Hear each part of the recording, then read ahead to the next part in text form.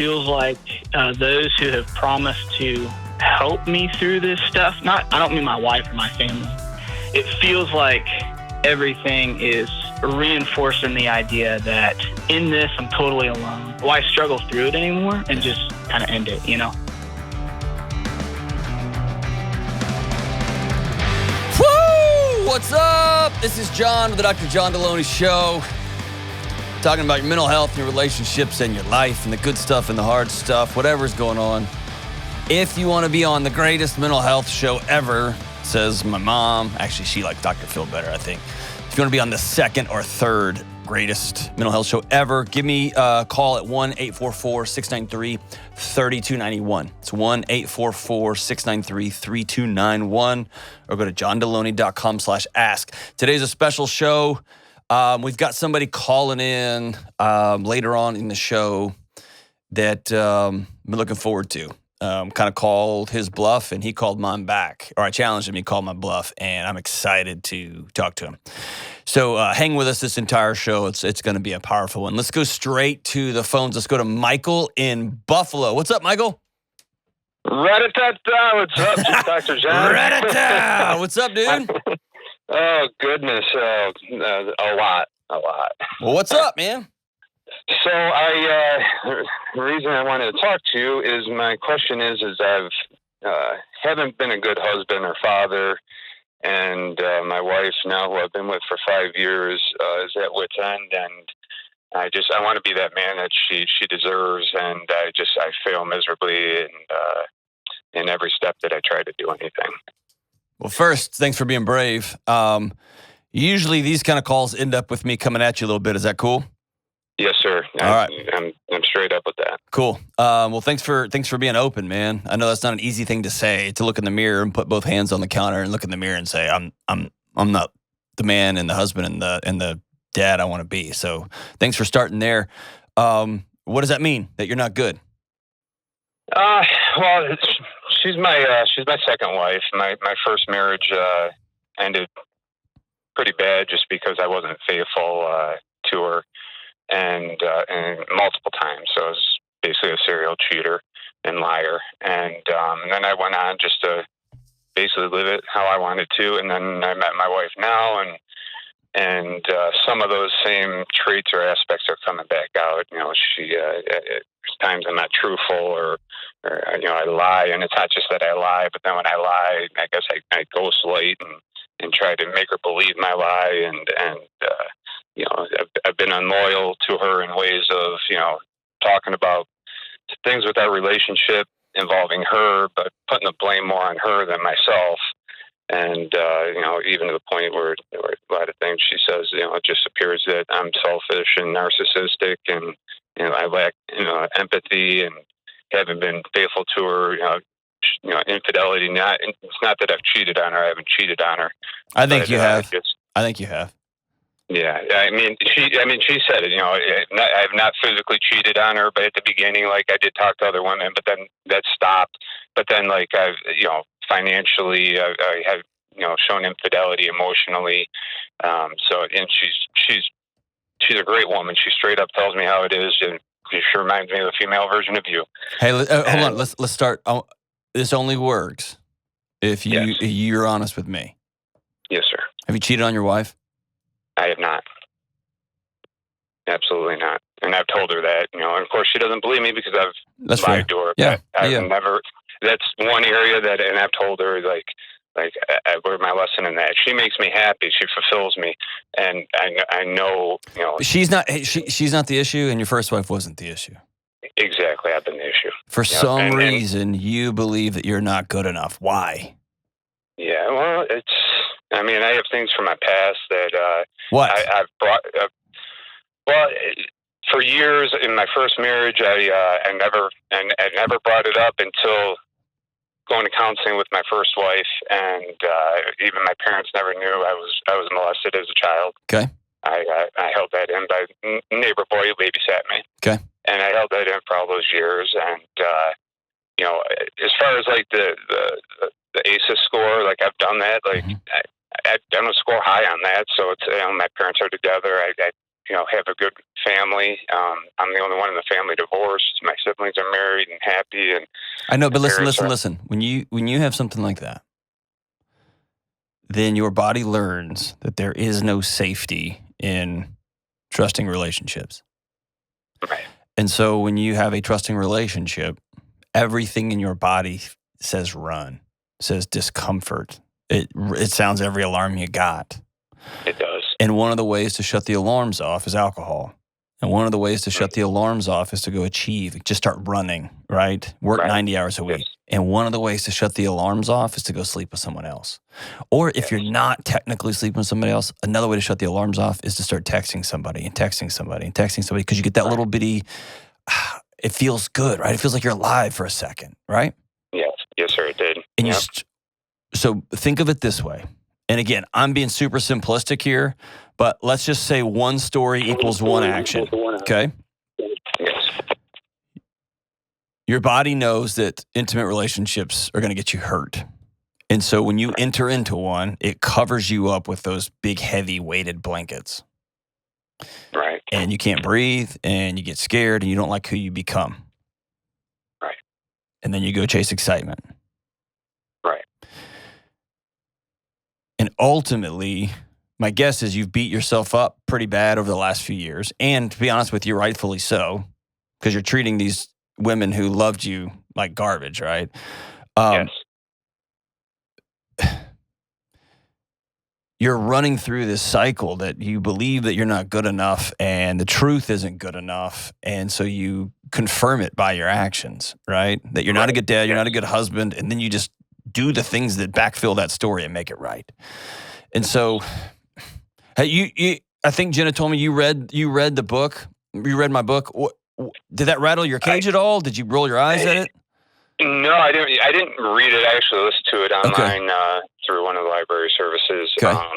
It was good. It was really good, and I shared it with my wife. And my wife loves you. She listens. We both listen to you all the time. So, I actually told her about certain parts and how I need to go. I actually want to get the book so I can actually keep notes on it and try to take the steps in there that you've emphasized. What have you tried? What have you tried? As far as the book goes, No. Throw the book out. Use it for two-ply on a camping trip. I don't care about the book. Like, what have you tried to stop lying to your family, to stop cheating on your family? Yeah, and that's with my wife, I've tried being open and not lying to her about things, and then of course at times when I am truthful about things, getting the reactions. I know, either I get the reaction or I'm projecting what the reaction is going to be, and then it basically triggers me into like, well, I don't want that reaction, so I'm going to say this, so I get a different reaction, and then that lie ultimately triggers a worse reaction. Right. So here's your way forward, man. Here's your way forward. I wish it was more complex than what I'm about to say. At some point, like an alcoholic has to look in the mirror and say, I want to, but I can never drink again. Yes. Or like me, I want to, but I have a problem with food. I do. And so I have to create an environment where I can only make good choices. Just it.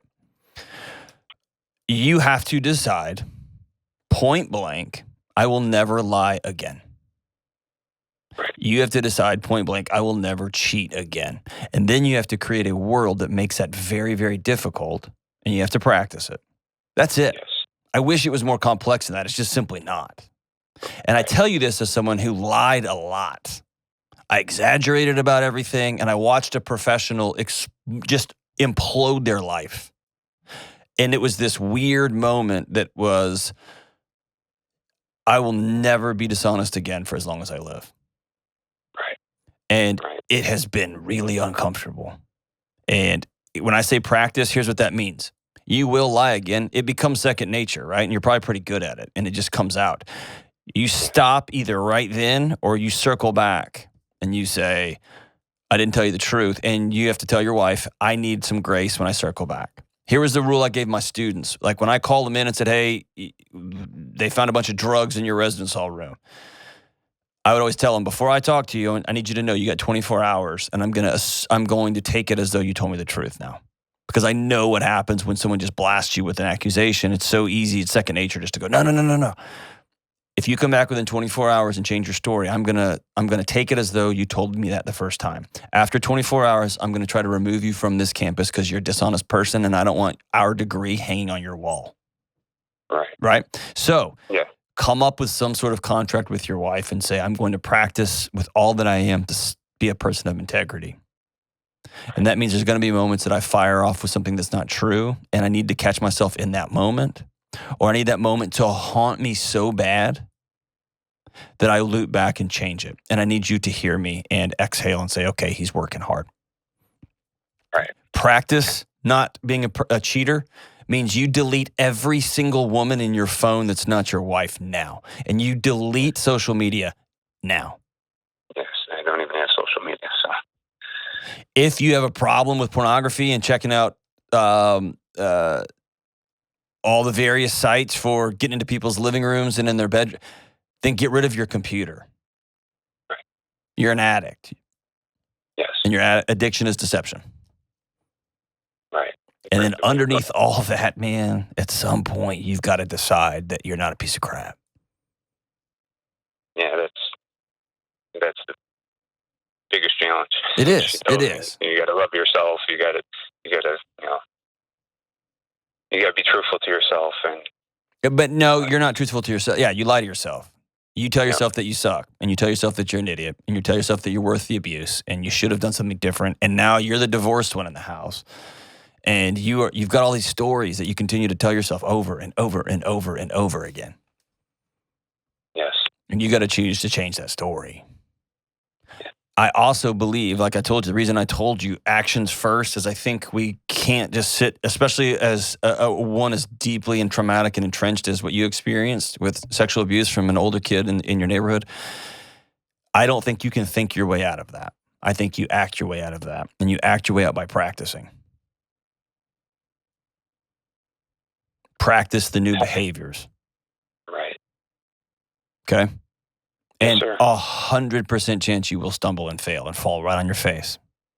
Right. And that's when you become the husband and dad that your wife and kids need, because you pick yourself back up and you say, I'm sorry, and then you go again. Yeah. It's my I'm sorry's have become unheard. They should be.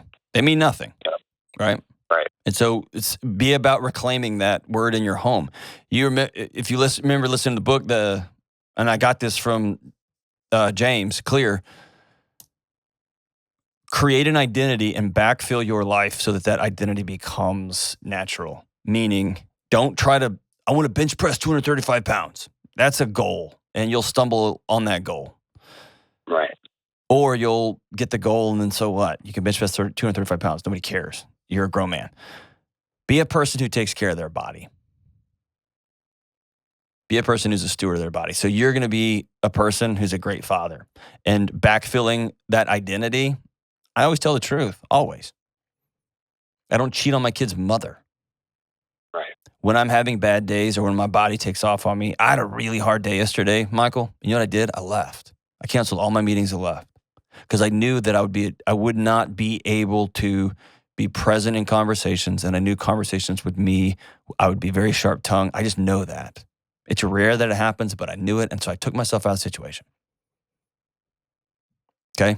That we're looking for this type of self-awareness here, and you don't have it yet. Right. Okay? Yes. So I would ask you, are your kids worth it? You know the answer is yes. Is your wife worth it? You know the answer is yes. The ultimate question is, are you? Yes. Do you believe that, or are you lying to me too? I believe it. I believe it. And, okay, will you do the work then? I will definitely do the work. And that's, I've been telling her I'm working on it, but she's like, I don't see it. Yeah, she doesn't. She doesn't. Because I don't think you're working on it. I think you're wanting to work on it. I think it's kind of like every couple of days you skip the donuts in the workroom and you tell people you're trying to eat better. Right. That's not a plan. Right. Very good point. Right? Yes, sir. That's exactly dead on. Yep. You've got to set out an identity. Here's who I'm going to be. Then you've got to backfill those actions. And quite honestly, at this point, I'd bring her along with you. Right. And say, what does I don't want to reestablish? waste any more of her time. But see, that goes back to that same, you just dumped it back in the bucket. You're a waste of somebody's time. You're not. Yeah. You're treating your wife like crap, but you yourself are not a waste of time. Right. You're not a lost cause. And the more you think about, that's actually a move, dude. That's a deceptive move. Right? Yeah, and I'm not saying I'm a waste of time. I'm saying I don't want to waste her time. Then don't. Then don't. Yeah. Then don't. You get to choose that. Right. Right? Yes, sir. Don't waste your time. You're exactly right. Don't waste your time. Exactly. Sit down and say, what does rebuilding trust look like? And if you would like, I'll clip this call and we'll send it to you. It doesn't come out for a while, but we'll clip it to you and send it to you, and your wife can listen to it tonight or tomorrow. She would absolutely love it. Okay? So here's what I need you to do. Y'all both need to sit at a table, and she's got to put some hard boundaries on you, because this is just going to go, and it's going to go, and it's going to go, and your second marriage is going to end up just like your first one. Right. Don't do that to her. Don't do that to you. Don't do that to those kids. Right. I will never lie again. And when I do, I will admit it, I will own it, and I will practice circling back out of it. And I'm going to let her speak into how do I get out. I will never be disloyal and dishonorable to my wife again. Period. I will CC her on every text, on every email I send to another woman. I will come home. She will see the bank accounts. We will share bank accounts. If you don't already, that happens today. I'm going to do these things that will show this is who I am. And this is who I am becoming. This is who I'm on the road to be. And give her some voice into what trust looks like. And then she's going to have a role to play too, because she's going to have to be graceful, because you're trying something that you have not been successful with for a long, long time. And if ultimately you got to go get some counseling to deal with that childhood trauma, which is a big one, I don't care what your ACE score is, that's a huge thing. To get some healing with that, do it. But I'm going to tell you, I'm bifurcating. I'm separating that from your actions. You can stop cheating, and you can stop lying, and you can stop being dishonest with your money and with your wife, all that stuff. And you have to deal with your childhood stuff. It can be braided together. I'm pulling it apart. Choose to be different, my brother. Call me back after that meeting. Let me know how that meeting goes. We'll be right back. Y'all know there are lots of things that make me nuts, but one thing makes me more nuts than anything else: buying a home. And my friends who refinance their homes, they tell me it makes them nuts too. I love living in a new home, but I gotta be honest, I'm no good at buying one. And that's why I'm so thankful for people like my friends at Churchill Mortgage. Churchill is a Ramsey trusted provider who we've been sending people to for over 20 years to help with home mortgages. Why? Because they're committed to doing what's right for you. And that means walking you through paperwork that's way over your head. That means making sure you get the right mortgage that you can pay off as soon as possible, and they don't try to upsell you a bunch of nonsense that's gonna hurt you down the road. And most importantly, when you're making this big life change, you can actually breathe, because you got an expert and a team who have your back. Listen, if you're about to buy a home and make a big change, save yourself the headache and call Churchill Mortgage today at 888-LOAN-200. Trust me, that's 888-LOAN-200. This is a paid advertisement. NMLS ID 1591. NMLSConsumerAccess.org. Equal Housing Lender. 1749 Mallory Lane, Suite 100. Brentwood, Tennessee 37027. Programs are for select loan types only and are not available in all states or locations. All right, we're back. Let's go to Beth in Tucson, Arizona. What's up, Beth? Hi, how's it going? We are rocking on. How are you? Good, just trying to stay cool. Oh, yeah, you're in Arizona. Dude, it's 1,000,000 degrees. You have to stay cool. Yes. You're trying to stay not dead. Yes, exactly. So hot. So hot. So what's up? Okay, so my question today is, how can I best be a friend to my best friend who has been battling cancer for 3 years and continues to just get bad news after bad news? What's bad news? I'm trying not to go too deep into telling her story for her, but basically it's at the point now where it's alternate treatments and it's terminal. Yeah. Okay.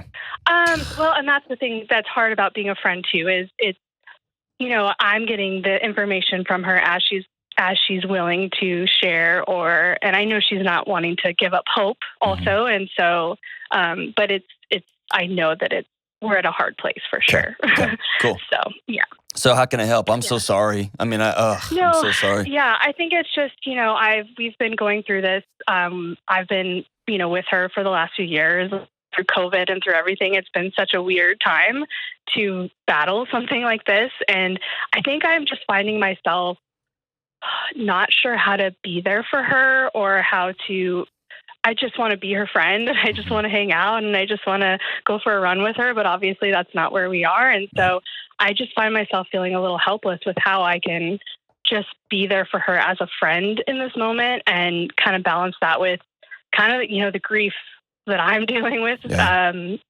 And I think too, over the last couple of months, I've started to realize that I'm grieving the friendship we had because, we've trained for triathlons together. We've done all this stuff together. We've raised our kids together. And it's just, I'm just finding myself in a really heavy place and I'm not sure.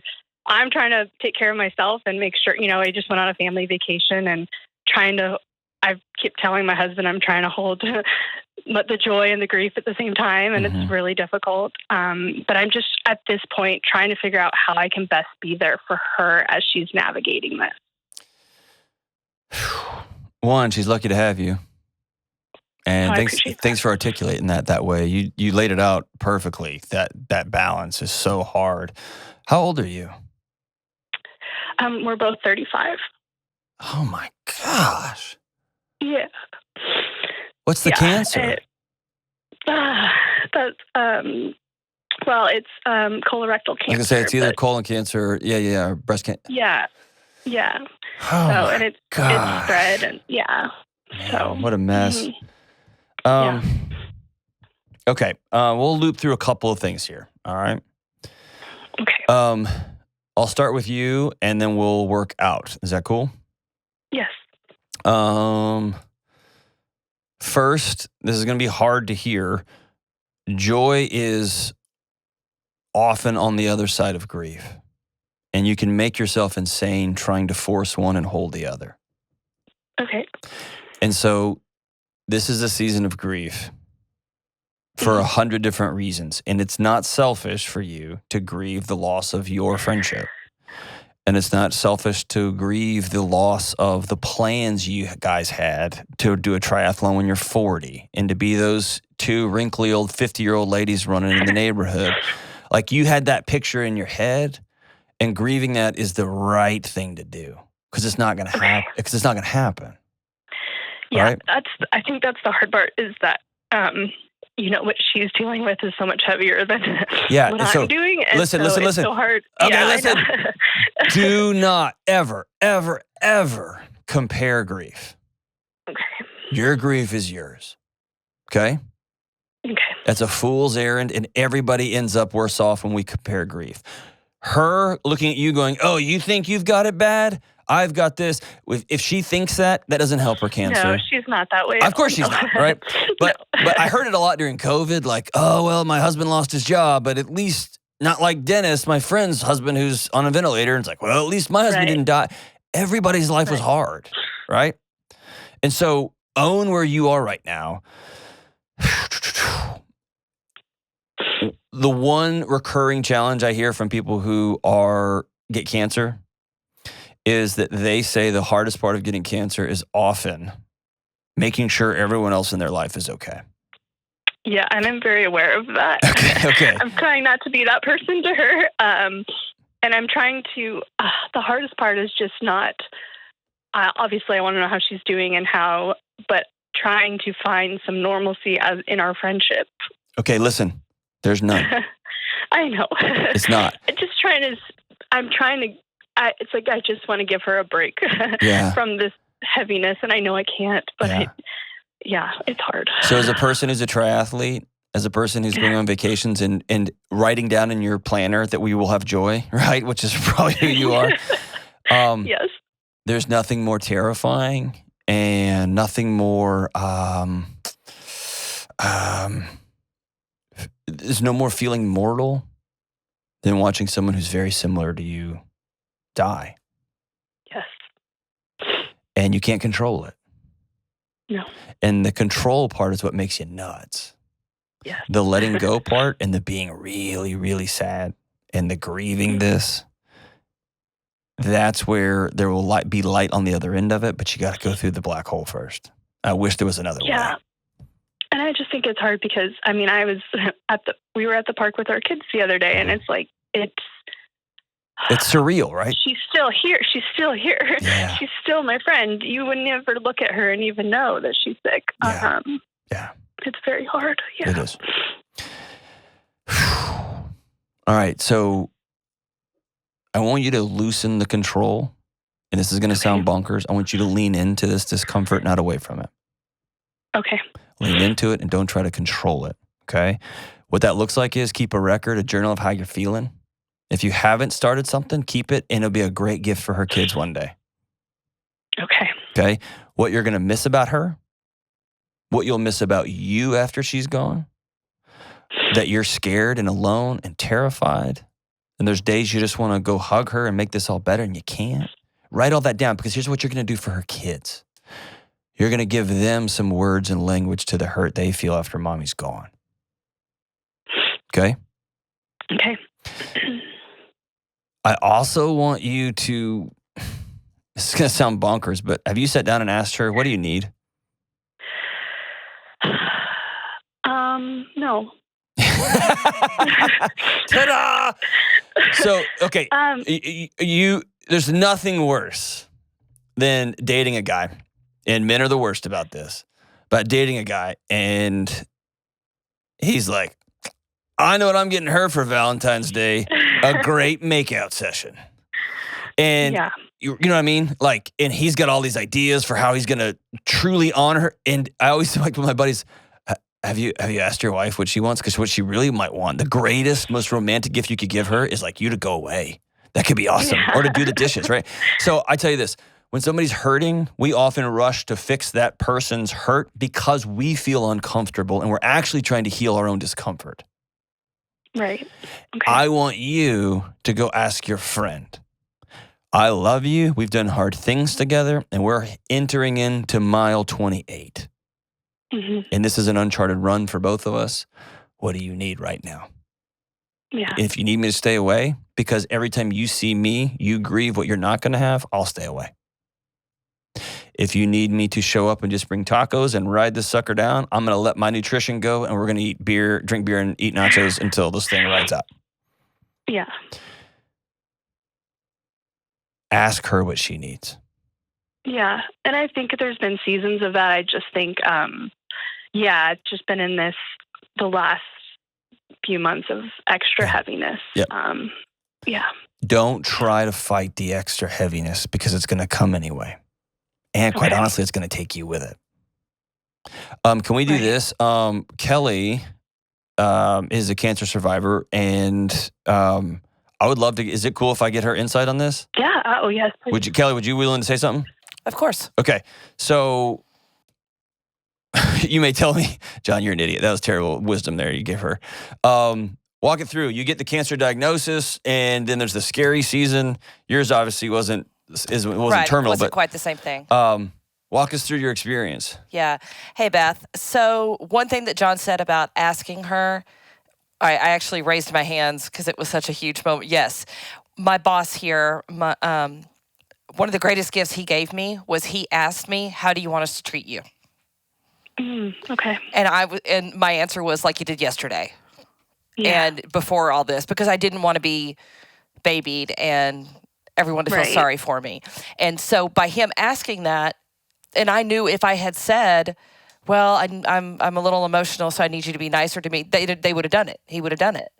But the fact that he let me be an adult and didn't assume how I wanted to be treated, he allowed me to make that decision. And then the biggest thing is when you're the person that has cancer or any issue, other people's feelings are exhausting. Yes, absolutely. So they really are. They are exhausting. And that was harder for me to deal with than anything, was everybody else's need to tell me how I was going to be fine. And I'm so sorry, and I'll pray for you. I know everybody meant well, but by the time I went home, I was like crawling in bed just because I was so tired. So yes, I can feel that. Yeah, finding another way for that outlet, your husband, another friend.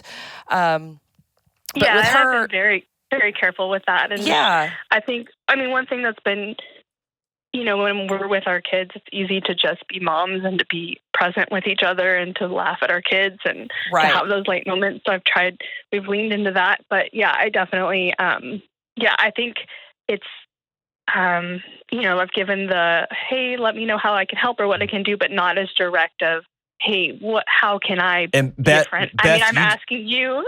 Beth, you just said something. I haven't asked her. You said something really important that I want to hang on to. Yeah. When y'all are just being moms and y'all are just playing with your kids and y'all are just hanging out, that's one of the greatest gifts you can give her. Yes. But when you go home, that feeling you feel, that's your grief, not hers. Yes. Definitely. Right? And it's not her job to make that grief go away. You can't put your grief on her. No, definitely not. Yeah. Right. I've been very careful about that. She's never going to forget she has cancer. And if you don't talk about it, or, all of a sudden you just pretend like the old days, trust me, she's not going to forget. She's getting it from probably her husband, her doctors, and a million other people that mean well, and everybody at her church. She needs somebody to treat her like a friend. Yes. And not everything's not going to be normal, but someone that's going to laugh and, make fun of her if that's what my friends and I are completely and totally sarcastic. So, when I had my mastectomy, there was jokes. Lots of jokes. Because that's what I needed. I didn't need somebody to pet me and go, oh, I'm so very sorry. I had plenty of that. I needed my friends to be my friends still, because I needed a sense of normalcy. Okay. Yeah. So as much of that as you can do. And hey, what can I do for you? No one's ever going to say, well, actually, I really need someone to go to the store. Just step in and say, I'm going to the store. What do you want me to get? Yeah. Or I'm on my way over. What do you want from Starbucks? Yeah. Because people hate to ask, especially if they're like me. They don't want to ask for help. Exactly. So just stepping in and doing it, getting over there and just being her friend. Okay. Yeah. And there's going to be some weird moments. Thank you so much, Kelly. That was awesome. My oldest, greatest friends on the planet is a paraplegic. He's in a wheelchair. And I've been stopped. We've been stopped in restaurant parking lots because we're hassling each other so much. Like somebody came and got into me and his little brother's face and was like, "How dare you talk to him that way?" And we were like, "Whoa! He's our friend. He's our friend." And it may be that she comes up to the park with her friend and you're like, "Nice haircut," and she's like, "I know," and somebody's gonna look at you mean, whatever. They don't get a vote. This is your friendship, right? Yeah. Or maybe she looks at you and goes, "I need you to treat me like a princess." Great, done. No, and I think it's really good to hear because we've always throughout her treatments and there's another friend involved who doesn't live in town with us, but we send each other funny memes and all that stuff, and I've kind of stopped doing that because I'm like, I know, but I think maybe it's okay. We need to keep the fun going and maybe be willing to still laugh listen, and still, ask her. Yeah. Because my friend, her name was Kelly, and when she died of cancer, she had brain cancer very, very, very young. And her first couple years of diagnosis, everybody knew it was terminal from day one. They just didn't know how long. And when she first got it, she talked to everybody. She would go talk to the kids in the cancer ward. She would tell hilarious jokes, and we were relentless back. She's one of the most extraordinary women I've ever met. But as it got further along and the timeline was getting shorter and shorter, it was very clear it's not funny and we're not going to make jokes. And what we want now is more closeness and more hand-holding and more the hugs to be a little bit tighter. And it just shifted, and everybody kept checking in with, what do you need? What do you need? What do you need? And so let her steer that ship. And even if you have to say, from this point forward, I'm going to let you steer the ship. Like, you tell me what you need. And I'm going to keep asking you. Once a week, I'm going to ask you. Let me know how we can best love you.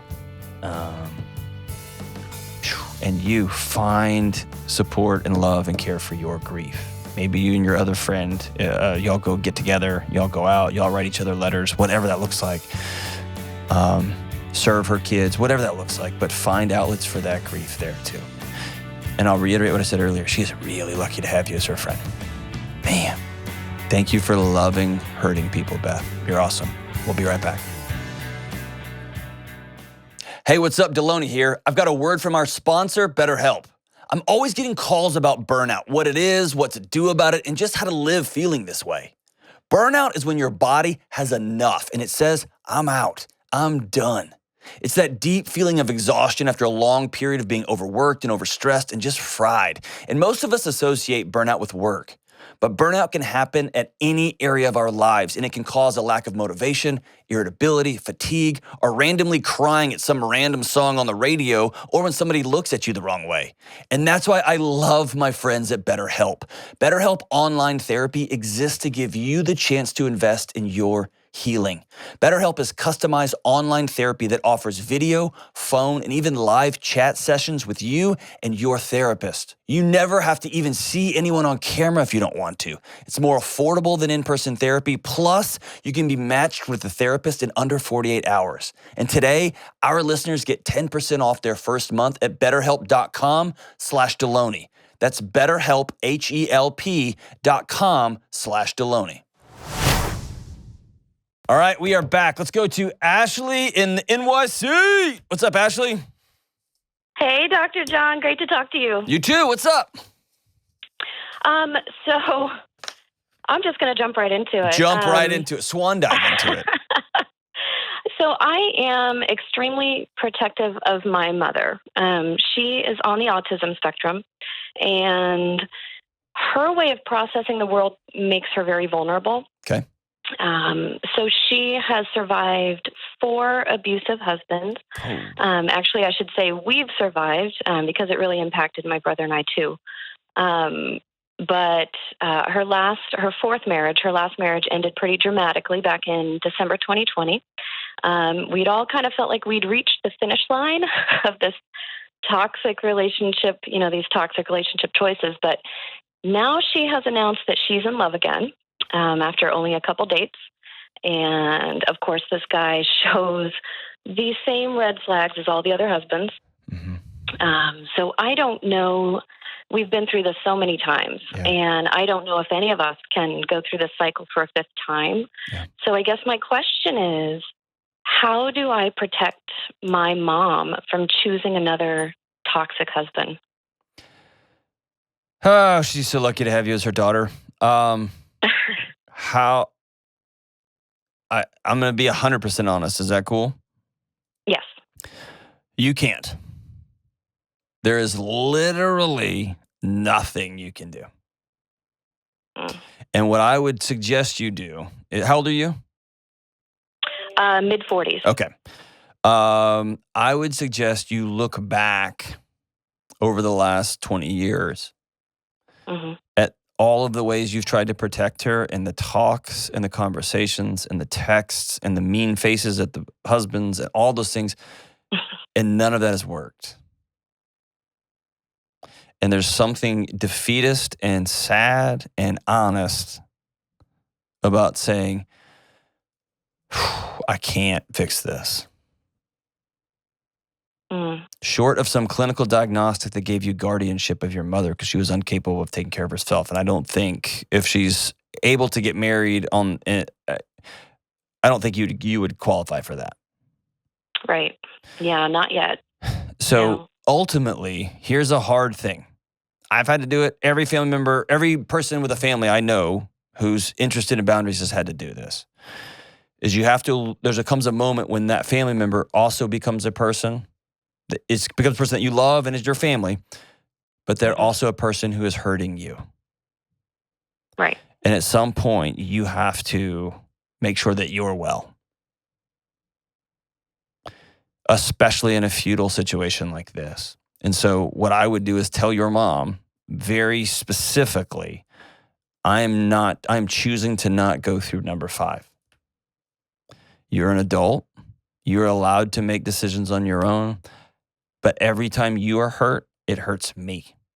and am choosing to not be hurt a fifth time.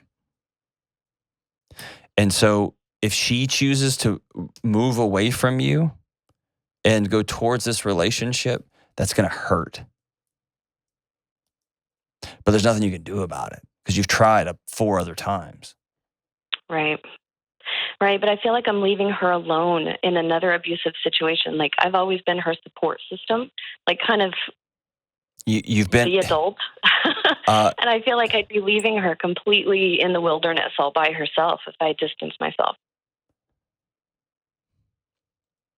What's the other option? I guess going through it again. Does that make sense? With her? Does that help her? How have you Probably how have not. you helped her the other 4 times? Like, and be very honest. Very honest. Husband number 2 and 3, I would say helped run them off in a way. Counseled her through it, helped her recognize the toxicity, talked about her. She hasn't recognized anything. How valuable she is. She hasn't heard that message. She'll recognize it for a while. Yeah, she'll see it and then she'll break it off. But my guess is she sees that you are more engaged with her. Right. Not that she's got some toxic thought patterns and relationship patterns that she needs to do something different with. And I don't know if that's because of her cognitive capacity. I don't know if that's because of childhood traumas or both. Who knows why? Mm-hmm. But the reality is she hasn't learned those messages. And so this is going to be really ugly, what I'm about to say. The help that you have given her has been, you've loved her. And you have loved her unconditionally. And you have continued to walk alongside her. The lessons you've given her have not worked. And that's what I'm saying. You're continuing to pour water into a bucket with a hole in it. And so here's what boundaries look like. The same as you probably would do with your kids, which is you will always have a place to stay. He will not be welcome. You will always, I'll always take care of you. But from this point forward, you're going to come this way. Unless you decide, are you married? No. Okay. Unless you decide, your brother decide, well, here we go again. We're just going to be in this. And if so, make peace with that. Don't fight that. Yeah. Make peace with it. Yeah. I am my mother's ninja warrior, and that's just what I do. I fight. I help run off bad guys. Right. And then she attracts the next one, and then I run that guy off too. The next one. Yeah. Right. If you choose it feels that to be nice in the moment. There's a lot of resentment, I think, attached of course. to that I've never told her because I don't want to hurt her feelings. But is she unable to? Why are you protect her so much? Well,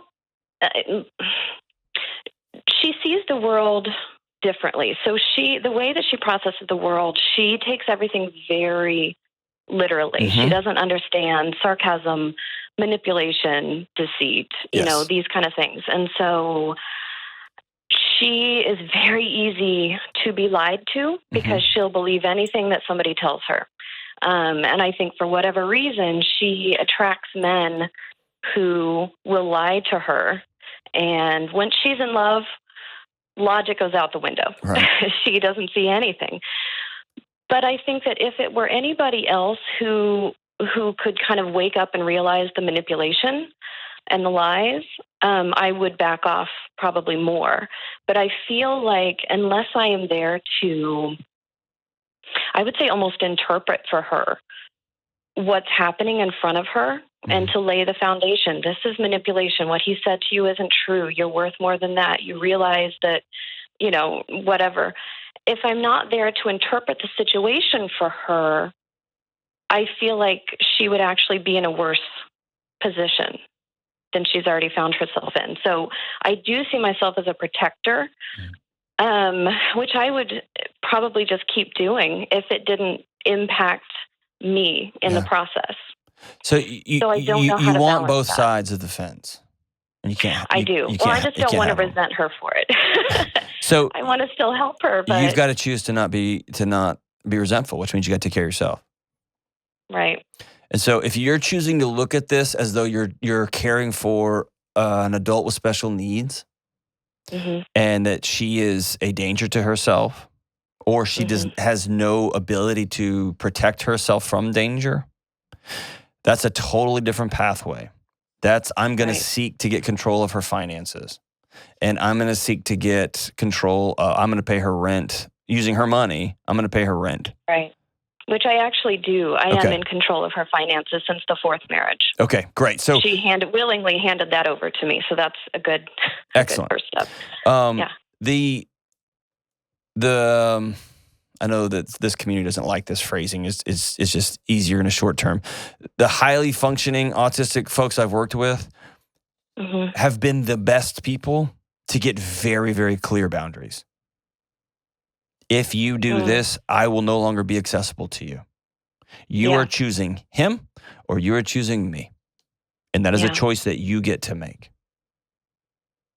And so I don't know what that boundary looks like. All I can do is look at the last 4 rounds and realize that hasn't worked. And so the other side of it is, if you choose to love your mom by walking alongside her and protecting her, I would come up with some even firmer boundaries. Like, I don't really know how to do that. I don't know how to do it in this situation without sitting down with both you and your brother and your mom. What I mean by that is you've got money, hopefully you got retirement accounts, hopefully you got bank accounts, hopefully you got insurance stuff, hopefully you're paying the bills. And so some new person doesn't have access. My fear is that some new person is going to come give some very compelling reasons and she's going to revoke that access for you. And then you'll end up in a mess. Or you ask for guardianship and you ask her to sign over guardianship for you. And that may be a path forward when it comes to really, really strong boundaries. Or you put her in some sort of assisted living facility or something. Ultimately, you've got to decide how you're going to do this. And when you make that decision, don't get mad at the other side of it, because both sides are a choice. Either you're going to step out and say, these are my boundaries, and there's a potential mom's going to go off the rails and become victim to somebody who's a predator, or you're going to be all in protecting mom, and you just know you're going to lose a lot of weekends over it, because that's a choice that you made. But once you make that choice, be at peace with it. Be at peace with it. Be at peace with it. And I know that's hard. You're going to have to practice and that's where you have to sleep, take care of your body, all those things. You have to eat right. You're going to have your friends. You're going to have to do all that stuff too that you know. But make your choice and exhale through it. And I'm sorry that you're in this. I know this sounds so hard. It just sounds hard. Like I said at the beginning, your mom's super lucky to have you. Make your choice and make peace with it. I'm sorry. We'll be right back. It seems so easy, but most of us way undervalue real, genuine relationships. Our friendships, our marriages. We don't know what we're doing, and instead of diving into the mess, we accept shallowness and distraction, and we wallpaper over our loneliness. So let me say this boldly. You cannot be well alone. You've got to get connected to real-life people and have deep, powerful relationships. I'm talking about relationships where you can be honest, where you can open up, where you can share hard things, and you each know that you'll still show up for each other. And in my new book, Own Your Past, Change Your Future, we'll walk through a not-so-complicated approach to relationships, mental health, and wellness, and getting connected is a key part of that. That's why you'll learn shallowness and loneliness are so dangerous, and more importantly, you'll learn how to create meaningful relationships in your life moving forward. There is no good app to help adults find friendships, but this book can help. Go to johndelony.com to take the next step towards wellness. That's Own Your Past, Change Your Future at johndelony.com. All right, we are back, and as promised, we've got a special fourth call today. Just a few shows ago, talked to somebody who lives somewhat close to me here in Nashville, whose husband was struggling with suicidal ideation. And he'd driven himself to a bridge as a veteran, done a lot of tours, a really extraordinary man. And I asked her while we were talking, can I talk to him right now? Is he at home? And she said he wasn't home. And I said, I'd love to talk to him. And he's a brave man, and he called. And so we've got Justin here from Tennessee, from Middle Tennessee here. Hey, Justin, what's up, man? How you doing, John? I'm good, my brother. How are you? Doing all right. Doing all right. Yeah. Man, I get to deal with brave people all day long, and this tops the list, my man. So thank you so much for having the courage to call. Oh, well, thank you for taking my call. Yeah, man. So you talked to your wife. Tell me how that conversation went. Well, it's been an ongoing conversation since she talked to you. Sort of things have been coming up. Okay. But overall, yeah, good conversation. We've been learning a lot over the last few days. So tell me what's been going on the last 3 months, 4 months, 5 months, and the years before that. Gosh. So I feel kind of like Sisyphus, except that there's like I'm not getting to the top of the hill, right? I feel like I'm climbing uphill. It's muddy. I'm up to my nose, and I'm not ever getting anywhere. And it feels like all of the alarm bells in my head are always going off at the little thing. Yeah. Right. I tried getting, and what's more, it feels like I'm doing all of that alone. It feels like those who have promised to help me through this stuff. I don't mean my wife or my family, but counselors and the freaking folks. VA. The VA. Okay, you named them. Yeah, I wasn't going to name them. But, I'll name them. I'll name them because it's an atrocity sometimes the way they treat you guys. It's unbelievable, man. And I'm a freaking taxpayer. I pay their bills. It's unbelievable, man. It's unbelievable. Yeah, but it's felt like abandonment. One time after another. I mean, even just last week, 2 weeks ago, 2 days before an appointment, after being on the suicide hotline and all that stuff, they canceled 2 days beforehand. We're gonna get me another appointment for late August. And so just kind of been dragged along, and so everything just kind of. It feels like everything is reinforcing the idea that in this I'm totally alone, that I'm never going to get anywhere. Nothing's going to change. Utterly just hopeless. There's nothing there. So just why struggle through it anymore and just kind of end it, Absolutely. Absolutely. Well, thanks you articulated that well. What are you pushing uphill? Great mythological reference, by the way. My mom's a mythologist. That was awesome. What are you pushing uphill, man? I think it may just be my own weight. I don't know. You're pushing something. What is it? Yeah, I don't know. I mean, if I could see something, if I could name something, I think even just that alone might help. But I mean, it feels like, I mean, we've gone through some frustrating boundary issues with, everybody's calling in about that kind of thing. My sister's going through a nasty divorce. We've got all this stuff. It feels like, things just keep piling up, but none of it's singular enough that I'm able to identify it. Yeah. So, how many combat tours did you do? 2. 2? You see some stuff? I did. Any of that stay on a loop with you or no? Not really. Okay. I almost wish it was because that's easy to identify and go after. Yeah. All right. So I'm going to oversimplify this, okay? But I hope this works. I hope this rings true to you, okay?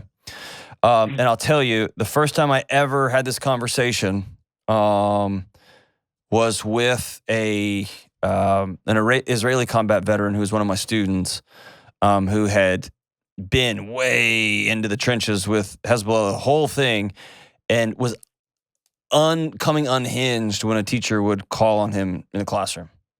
And he didn't understand it. And so let me paint a broad picture, okay? So if you haven't heard me, I'll just start from scratch here. Your body is basically a giant prediction machine and a giant alarm system. That's it. Okay? And that's oversimplified, but that's basically what it is. And when things happen to us in our childhood, things happen to us in combat, things happen to us in a car wreck, things happen to us in divorce, whatever, it puts a GPS pin in that thing. And it has one job, and that's to get us to tomorrow and then get us to the next day and get us to the next day. That's why we'll smoke today. We know it's going to kill us later, but it gets us to tomorrow because I'm stressed now, right? Right.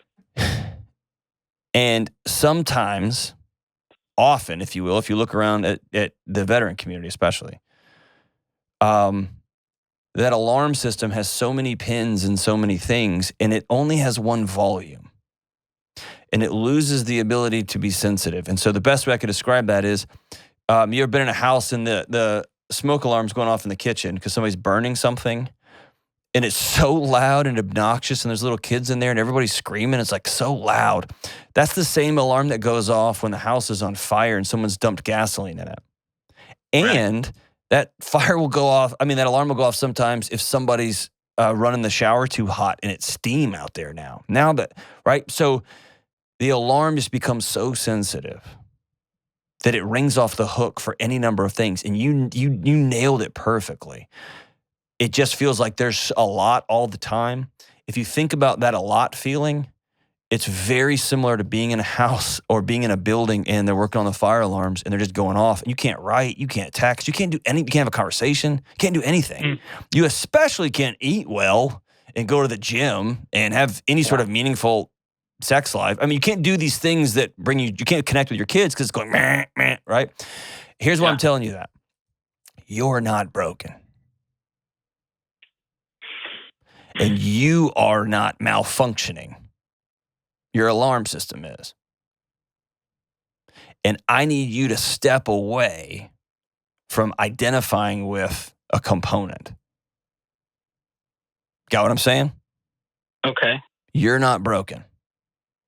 We do need to work on that alarm system. Yeah. Okay? And the entry point into you're not broken is curiosity, not frustration. Here's what I mean by that. The next time you think, what am I doing here? I know how this ends. Bye, honey. That's the moment where you pause. And all I'm asking for, brother, is a pause. And you ask yourself the question, what is my body trying to protect me from right now? And if you can ask that question, that's the pathway to peace. And that's the pathway to getting this alarm system back. See what I'm saying? Yes. What's this trying to protect me from? Oh, I'm having a hard conversation here. We're planning for the future, and I don't see a future for myself. There's so much noise in the system. Like, what is this protecting me from? Is it the showers running, or is the house actually on fire? Right? It's only got one alarm, right? And it rings the same for all of these things. And you said a couple of things. Most of the people I've sat with who are considering dying by suicide don't want to be dead. They want that pain to stop. Yeah. Right? Yeah. And it's very quickly that you go from I'm all by myself to I'm being abandoned to the danger zone, which is other people would be better if I just wasn't here. Absolutely. Listen, it's not true. That's false. Right. No, you just said right passively, so I'd shut up. I'm going to say it again. It's not true. Okay? So we know the end point. Everybody's life will be worse with you gone. What we have to work on is the gap. Okay? Okay. The VA is failing you. That's a them problem, not a you problem. Okay? Yeah. They're the one with the malfunction, not my brother Justin. Okay? Okay. I do think for what you've told me right now, have you ever considered taking a break, doing inpatient for 30 days? No, I haven't. Why not?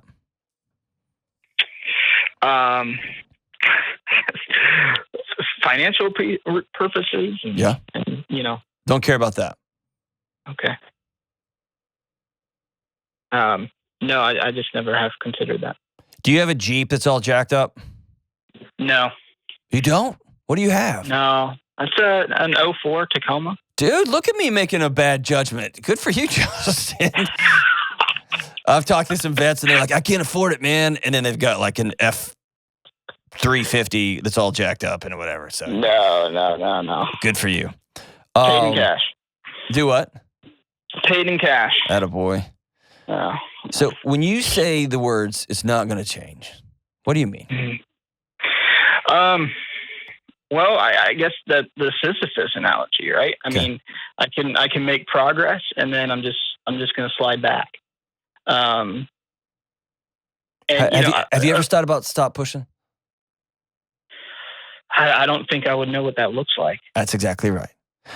Would you be willing to look at this as not a series of failures, but as remember the first time they put that AR in front of you and they told you how to take it apart and put it back together? It was just a series of skills that you had to learn.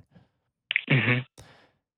If the idea of rest and the idea of recalibration and the idea of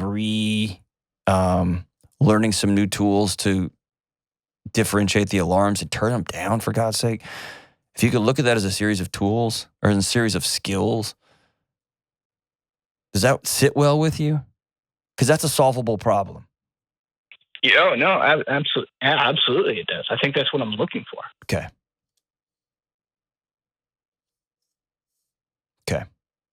I just don't know what that looks like. That's fair. That's absolutely fair. 100% fair. So here's what I need from you. Your wife said you started going to counseling. You found somebody else local? Yes. Good. How's that going? Yeah. Awesome. Awesome. Okay. Yeah. Will you make a blood oath to me that you won't take your life until that's over? Yes. Will you make a in concrete oath to your wife that you won't take your life? Yes, and we've done that. We did the whole contract and everything. Okay. Here's the gap, though. It's good to make that contract, but you got to have a number to call when it comes, because it will. Mm-hmm. You can't willpower that. Right. Right? Do you have a number to call? I do. You've made that promise? I have. Okay. Do you have a group of a couple of local guys you can get together with? I do. I will set up with you if you'll come have coffee with me and hang out here. You're just down the street from me. We'll set that up if you're interested. Yeah. Would you come hang out with me and just honor me with hanging out? I'm not going to fix you. I'm not your therapist, but we can just have coffee and hang out. Oh, that'd be great. I'll say I would buy the coffee, but they give it out free here. So that would just me trying to like self-aggrandize. Even better. No, that's great. You do that? All right, hang on the line, and Jenna's going to get your contact info, and then we'll loop up there. I just want to hang out with you and meet you. You live in my neighborhood, okay? Sure. Is that cool? I'll buy lunch and we'll hang out. Is that fine? Right on. Yeah. Okay. I'll also do everything that I can, and I can't promise you anything, but when we meet in person, hopefully I'll have some stuff for you and see if I can short-circuit some of the processes here in this local community and get you some resources, okay? Wow. I don't know if that's possible, but I'll make the calls at least. I'll at least make people uncomfortable. How about that? Cool. Okay. Thank you. But yeah, you are promising me that you're going to be here when I call. Yes. Awesome. I will. Hey, I'm proud of you. Thank you. I am more proud of you for this than for getting on an airplane earlier. That you had to do, this is your deciding to do, and I'm proud of you. Thank you. Okay? Thank you. You're not broken. No one will be better off if you're not here. And we're going to walk alongside you the best we can. You just got to promise to keep walking. We're in it. I'll keep walking. Hell yeah. It's awesome. It's been one of my great honors to talk to you today. Okay? Thank you. Thank you, John. And if you see me in the neighborhood, say hi. Is that cool? I will. We probably share Absolutely. a Walmart or something. Probably. There's only one, right? Yeah, exactly. All right, brother. Hey, it's a blessing to you. I love you. And thank you so much for calling, man. As we wrap up today's show, let's see here. The band is Need to Breathe, and the song is called, oh man, look at that, Brother. Goes like this. Ramblers in the wilderness, we can't find what we need. We get a little restless from the searching, get a little worn down in between. Like a bull chasing the matadors, the man left to his own schemes. Everybody needs somebody beside him, shining like a lighthouse from the sea. Brother, let me be your shelter, never leave you all alone. I can be the one you call when you're low. Brother, let me be your fortress when the night winds are driving on. Be the one to light the way, bring you home. Brother Justin, you've done your fair share of being other people's fortress. Now it's time to let other people join you. And if you're listening to this show and you've got people in your community that are hurting, be the call. We'll see you later. Coming up on the next episode. My 21-year-old son, about a month ago, suffered a mental breakdown. I found out that this mental health system it's really difficult to navigate. Yes. To help my son. It's a mess. If I break my ankle, doctor, I go to the ER and I get it fixed. I get a cast on. Yeah. If I break something in my brain, no one seems to know how to help you, how to help my son. Your son's not broken. He's not dysfunctional. And he's not lost. When did the story that you didn't look right begin? Was your family always on a diet and always talking about weight and stuff like that? And that is true for me, but it wasn't directed at me. It was mostly my dad. Children absorb their environment in a mainline fashion.